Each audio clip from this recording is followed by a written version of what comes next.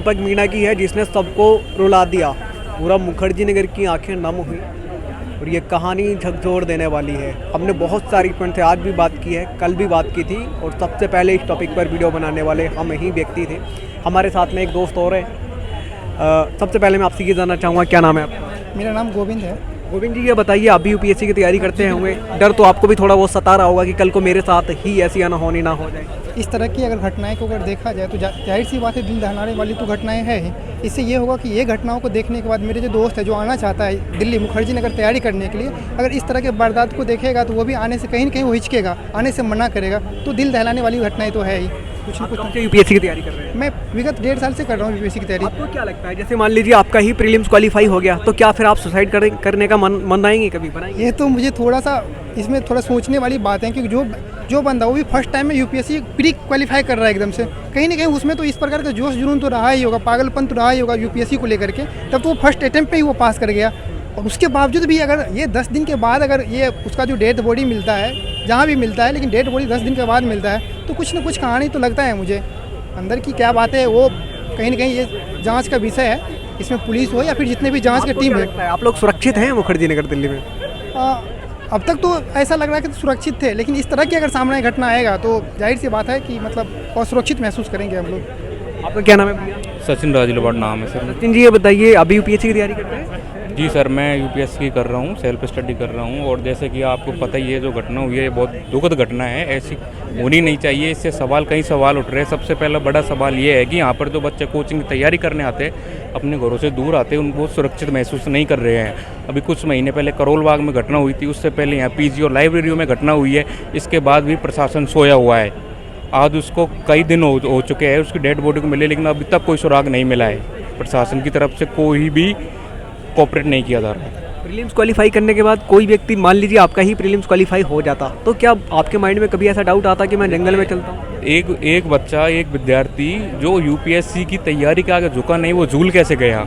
अगर वो इतना माइंड अगर उसको होता तो कभी यूपीएससी की इस तरह प्रीलिम्स क्लियर नहीं कर पाता। ये सब कहने की वो बातें है सर कि उसको ये टेंशन थी, ये कुछ तो ऐसा कुछ नहीं है। ये एक मर्डर है, उसका मर्डर किया गया है। आपने उसकी डेड बॉडी की जो कंडीशन देखी है, हालत देखी है, हमने जो फोटो में देखा है, उससे ये हर कोई व्यक्ति कह सकता है कि ये आत्महत्या नहीं है, ये साजिश के तहत उसको मारा गया है। यहाँ पे हमने और भी बहुत सारी इवेंट से बात की है, आप ये वीडियो देख सकते हैं। अधिक से अधिक शेयर करें ताकि और इवेंट के साथ ऐसी घटना। और ऐसे में हम ये समझ सकते हैं कि उस परिवार के ऊपर क्या गुजर रही होगी। एक 21 साल का बच्चा जिसने अपनी पहली एग्जाम में ही प्रीलिम्स को क्वालिफाई किया था, पहले अटेम्प्ट में प्री को क्वालिफाई किया, और जो अभी अपने मेंस को लिखने जा रहा था, उस बच्चे को इस दौर से गुजरना पड़ा। हम लोग यहाँ आकर के एक बात बहुत क्लियर कर देना चाहते हैं इस देश की सरकार के सामने और इसके साथ साथ पुलिस प्रशासन के सामने कि हम आपसे निष्पक्ष जांच की उम्मीद करते हैं। हम ये आशा करते हैं कि आप हमारे भाई को, हमारे साथी को, हमारे दोस्त को न्याय देंगे, साथ ही साथ उस परिवार को न्याय देंगे जो उसके जाने के गम में आज तड़प रहा है। साथियों, हमारी कुछ क्लियर कट मांगे हैं। मांगे हमारी बहुत क्लियर ये है कि पहली चीज कि जांच निष्पक्ष तरीके से की जाए। हमें अंदेशा है कि शायद दीपक के साथ कोई अनहोनी हुई है, शायद दीपक के साथ कुछ गलत हुआ है। तो सबसे पहले तो पुलिस निष्पक्ष जांच करके हमारे इस अंदेशे को, परिवार के भीतर जो संदेह है, इस संदेह को दूर करे। दूसरी, उसकी मदद के लिए जो भी सहयोग हो सकता है, कोचिंग संस्थानों की तरफ से, सरकार की तरफ से, हम उसकी भी यहाँ से मांग करते हैं। और एक वादा आपसे करते हैं, एक वादा आपसे लेते भी हैं कि जब पोस्टमार्टम की रिपोर्ट आएगी, उसके बाद उसको स्टडी करने के बाद फैमिली मेंबर्स के साथ में हम लोग फिर से बैठेंगे और इस आंदोलन के आगे की रणनीति को तय करेंगे। और यही सब बातें कह करके आज के इस मार्च को हम लोग यहाँ पर खत्म करते हैं। आप सबका बहुत बहुत शुक्रिया, आप सब लोग आए इसके लिए शुक्रिया। आपने जो सॉलिडारिटी दी उसके लिए शुक्रिया, और आने वाले दिनों में हम आपसे उम्मीद करेंगे कि आप फिर से लौट करके आए। बहुत बहुत शुक्रिया। बेहतर तरीके से। और ये सिर्फ ऐसा नहीं है कि यूपीएससी पीसीएस के छात्रों के साथ ही, अगर मैं सच्चाई बात करें तो इस देश के छात्र होना ही मुझे लगता है कि कलंक आज हो गया है। युवाओं को एक आदमी आता है बोलता है 2 करोड़ रोजगार हर साल देंगे, और उसके बाद एडवर्टीजमेंट निकालते हैं कोचिंग इंस्टीट्यूट्स वाले और अपनी बनाते हैं बढ़िया से माल मतलब समझ रहे हैं, आपका व्यूअर भी समझ रहा है सर। और छात्र कहाँ जा रहा है किसी से कोई मतलब नहीं है। पेपर देने जाता है, रास्ता में धक्के खाकर सेंटर पर पहुंचता है, पता चलता है पेपर लीक हो गया, या पेपर देकर आ रहा था रास्ते में लीक हो गया। और आए दिन हमारा युवा साथी सुसाइड कर रहा है। तो आखिर में किसी राष्ट्र के निर्माण में युवाओं की प्रमुख भूमिका होती है। उस राष्ट्र के युवा जो नींव है इस राष्ट्र का, उस नींव को तोड़ रहे हो, और जो आवाज उठा रहा है उसमें झूठी मुकदमा और लाठियां बरसाना, डिटेन कराना और धमकियां दिलवा रहे हो। भाई क्या इससे अच्छा मार दो गोली, मर जाएंगे। ये छात्र जो भावुक हो गए, कैसे मार दो गोली मर जाएंगे। ये छात्र की पीड़ा है, छात्र की पीड़ा जो कह रहे हैं मार दो गोली मर जाएंगे। निकलवा लो मेरा डाटा में किसी, अगर मैं पार्टी संस्था से जुड़ा हुआ हूँ तो, कहीं किसी से नहीं जुड़ा हूँ, किसी विंग से। हमने सामाजिक काम किया है, पढ़ाई के साथ साथ 1 घंटा झुग्गी झोपड़ी के बच्चों को पढ़ाया है, जिसमें डीआरडीओ साइंटिस्ट भी पिछले साल आए थे। निकाल लो। कितने सारे राजनीतिक दल मुझे आते हैं, बोलते हैं विक्रम चौरसिया आप मेरे साथ जुड़ जाओ। खुद दिल्ली का मुख्यमंत्री जो है वो व्यक्ति वो महिला बुला के बोल सकती है कि विक्रम मेरे साथ जुड़ो, तो समझ सकते हैं आप। लेकिन मैंने कहीं किसी पार्टी या दल से नहीं जुड़ा। क्या इसी का मैं भुक्तभोगी हूँ कि जब मन तब डिटेन किया था, धमकियां दी जाती है? मैं सामाजिक काम जरूर करता हूँ। डिटेन कौन किया? पिछली बार किया गया था, ये भी थे साथ में, दिल्ली पुलिस टारगेट करके। और एक बताई हुई है कि हम तो अपने बचपन से स्कूल टाइम से यूनिसेफ के साथ जुड़कर, फिर स्लम्स के साथ जुड़कर, अलग अलग कई बार तो बिना बैनर पोस्टर के मैं 8 साल से यहाँ क्लासेस चलवाते रहा, जिसमें अभी दिल्ली पुलिस का ही साहब है, SHO जी है, वो अभी उनको टिकट उकट का सीन है कुछ, तो वो चाह रहे हैं कि उन बच्चों को कुछ नोट्स वगैरह प्रोवाइड करा दे। नाम नहीं लूंगा क्योंकि उनका अपना अभी क्लियर नहीं हुआ है चीजें। तो वैसे लोग खुद एक तरफ से कांटेक्ट भी करते हैं और दूसरी तरफ से टारगेट भी करते हैं। क्यों? इसलिए कि मैं पिछड़े समाज से, इसलिए अरे मैं जाति धर्म समाज तो मानता ही नहीं, मैं तो मानवता इंसानियत के लिए आवाज उठाता हूँ। ORN में मैं अपनी जाति को उठाने गया था, अपने धर्म को उठाने गया था, यहाँ पर मैं एक जाति धर्म को उठा रहा हूँ? नहीं, मैं इंसानियत मानवता के लिए आवाज उठाता हूँ। सिर्फ मानवता मेरे लिए इंसानियत धर्म है, और कोई धर्म जाति ये सब मैं नहीं मानता, न ऊंच नीच मानता हूँ सर। तो ये छात्र है, छात्र की पीड़ा ये कहते कहते भावुक हो गए। और देखिए और भी यहाँ पे छात्र हैं जी। सर मैं ये कह रहा हूँ कि भारत देश दिल्ली से चलती है, और दिल्ली कहती है कि पूरे भारत देश की हम सुरक्षा की गारंटी लेते हैं, और दिल्ली में ही सुरक्षा गारंटी ने, वो भी उस कंधे पे जो कंधा पूरे जिले को संभालता, हो सकता है कल को एक सेक्रेटरी हो सकता था। अगर ये मुखर्जी नगर में ऐसी हालत हो रही है तो देश के किसी कोने में हालत हो सकती है। और प्रशासन यहाँ लापरवाही चूक कर रही, तो फिर कहीं आप आशा भी नहीं कर सकते गांव देहात में किस तरीके से बड़े बड़े लेवल पे खेल हो रहा है। एक जो पीटी निकाला हुआ बच्चा जो मेंस लेके कल इंटरव्यू होता, बड़े बड़े बैनर छापे जाते हैं, पैसे दिए जाते हैं और मोटिवेशन बुलाया जाता है, उसको कहा जा रहा है को मोटिवेट नहीं था और आत्महत्या कर लिया। असंभव है, इसमें बहुत बड़े खेल है, तो ये स्कैम है। और कहीं ना कहीं इसमें शासन प्रशासन और जो बड़ी कोचिंग लॉबी है वो खुद मिली हुई है, कहने की कोई बात नहीं।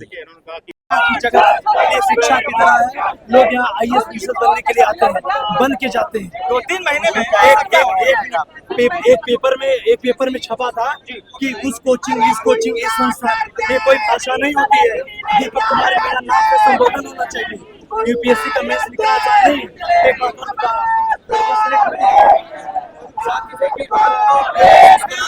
भाई हम लोग उसके न्याय के लिए लड़ रहे हैं, लेकिन हम लोग पहले दीपक की पोस्टमार्टम रिपोर्ट का इंतजार करेंगे और उसके बाद आंदोलन की रणनीति तय करेंगे। आत्महत्या बता रही है, इस पर आप पहले ये देखने वाली बात है कि किस तरह देश की राजधानी दिल्ली में इस तरीके की घटनाएं हो रही है। 7 दिन हो चुके हैं, अभी तक आरोपी जो है आरोपी फरार हैं।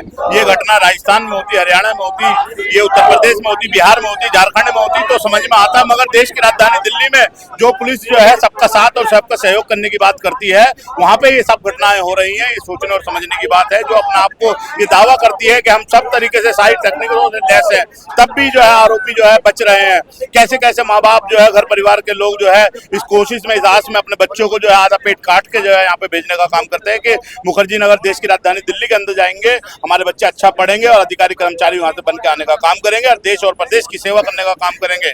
मगर जिस तरह से यहाँ संस्थानिक हत्याएं हो रही हैं, जिस तरह से यहाँ पे एक एक करके जो है, कभी यहाँ पे पानी, बाढ़ के पानी में जो है बच्चे खत्म हो जाते हैं, तो कभी IITs में मारे जाते हैं, कभी दिल्ली यूनिवर्सिटी में शोषण उत्पीड़न होता है, तो कभी JNU में जो है इस तरीके का होता है। तो ये सोचने और समझने की है है कि किस तरीके का एजुकेशन स्ट्रक्चर और किस तरह से शासन प्रशासन की यहाँ पे जो है कमजोर वंचित वर्ग के लोगों के लिए सोच बनी हुई है। अगर यही घटना किसी और के साथ हुई होती तो बहुत जल्द जो है दिल्ली पुलिस इस केस को खोल देती। हम लोग मांग करते हैं। मेरा नाम खुशीराम मीणा है। सर, जिस तरीके से ये पूरा मामला है, इसमें क्या लापरवाहियां दिखती है और प्रशासन जो जिस तरीके से 10 दिन बाद मिला है उसको लेकर क्या कहना है? देखो, इसमें ये कहना है जो दीपक था वो किसान का बेटा था। पुलिस प्रशासन और हमारी सरकारें हैं, अगर वीआईपी होता तो एक दिन में 24 घंटे में ढूंढ के आती, लेकिन वो किसान का बेटा था, इतनी दूर से आया हुआ था, इसलिए पुलिस ने लापरवाही की। अगर पुलिस ढंग से काम करती तो हमें हमारा भाई जिंदा मिल जाता। पुलिस ने बहुत लापरवाही की है। पुलिस इस पे, अब जब पुलिस ने सब काम हो गया तो पुलिस इस पे पर्दा डालना चाहती है, आत्महत्या बताना चाहती है, जबकि हम सब छात्र शक्ति चाहती है। हम सब छात्र जानते हैं कि ये आत्महत्या नहीं है, ये सीधा सीधा मर्डर है और हम इसकी जांच करा के रहेंगे और दोषियों को गिरफ्तार करा के रहेंगे।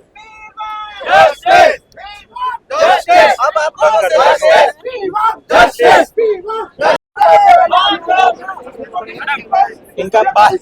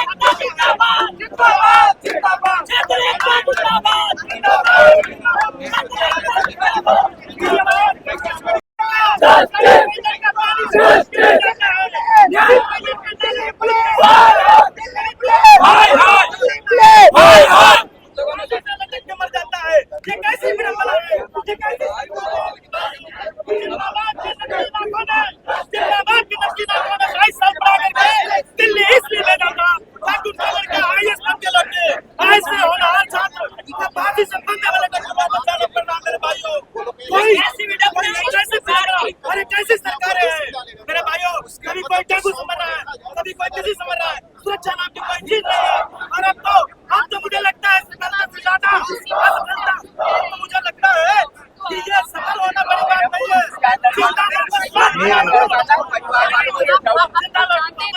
अरे भैया माइक हटाओ, ऊपर कर लो ना। जिंदा वापस लौटेगा। 10 तारीख को लास्ट को खाना खाने के बाद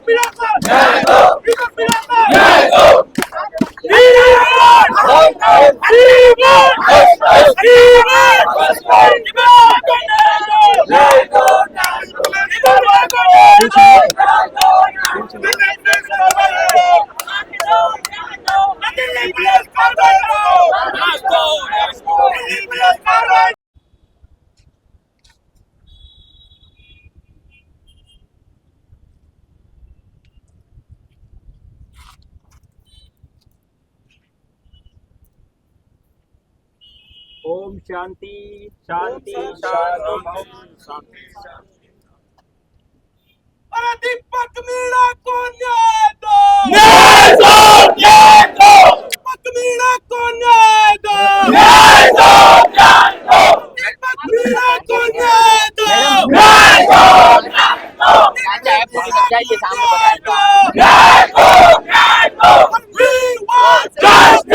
We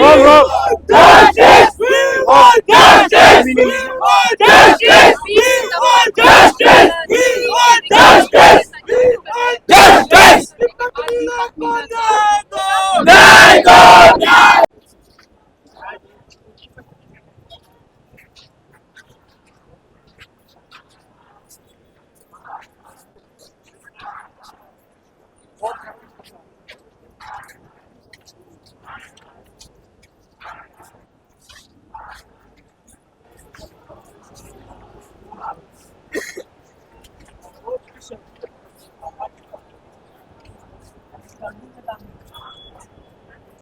वो जयपुर रहकर उन्होंने प्रीलिम्स क्वालिफाई किया था, तो दृष्टि ने यहाँ बुलाया था मेंस की तैयारी के लिए।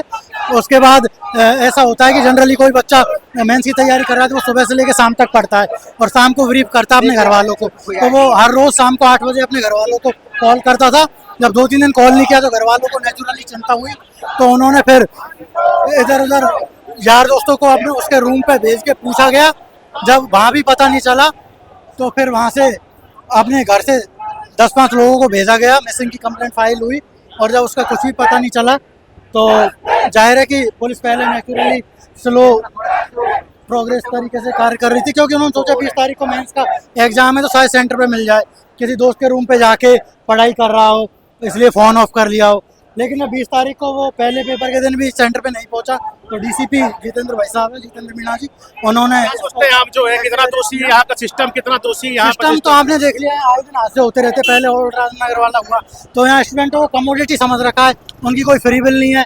अभी इसमें दृष्टि को पहले इन्फॉर्म करना चाहिए था घर वालों को, अगर 2-3 दिन से छात्र नहीं आ रहा है तो पूरा सिस्टम ही दोषी है। और इसका मर्डर हुआ है, सुसाइड नहीं है, इसको सुसाइड के छात्र कह रहे हैं जो उसका मर्डर हुआ है, सोची समझी रणनीति के तहत मर्डर हुआ है, उसका जो सुसाइड नहीं किया, उसने आत्महत्या नहीं की है। कह रहे हैं 21 साल का लड़का जिसका प्री निकलता है 21 साल का अवस्था में और वो मेंस में क्वालिफाई होता है, कह रहे हैं कि वो जो है आत्महत्या नहीं कर सकता, जो छात्रों का कहना है। जी आप क्या सोचते हैं? जी यहाँ पे देखा जा सकता है कि यहाँ की कानून व्यवस्था कैसी है। आए दिन यहाँ पे छात्रों के साथ कोई ना कोई दुर्घटना हो रहा है। दिल्ली पुलिस क्या कर रही है, कोई भी निवारण नहीं हो पा रहा है। यहाँ 10 दिन से लापता थे लेकिन कुछ पता नहीं चला, बाद में उनकी जब बॉडी बरामद हुई तो पता चल रहा है कि उनके साथ ये गया है। उसकी बॉडी जिस हालत में मिली वो सवाल उठा रही है, वो इस ओर इशारा कर रही है ये किसी भी हालत में आत्महत्या नहीं है, मर्डर है, क्योंकि उसकी बॉडी इस हालत में मिली थी कि पैर पूरे नीचे टिके हुए थे, घुटने फॉल्ट थे। जैसे स्लिप में कोई क्रिकेट फील्डर फील्डिंग करता है तो वो सुसाइड हो ही नहीं सकता।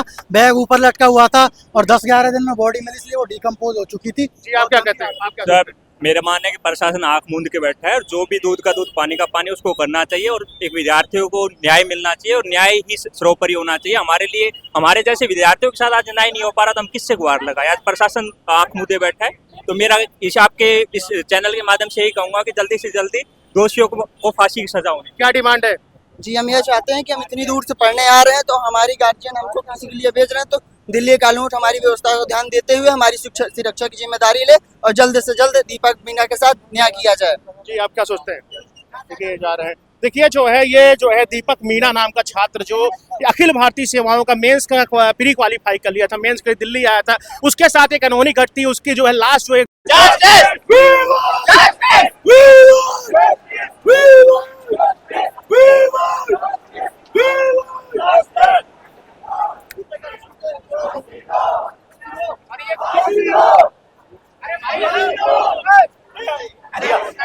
दीपक के हत्यारों को फांसी दो।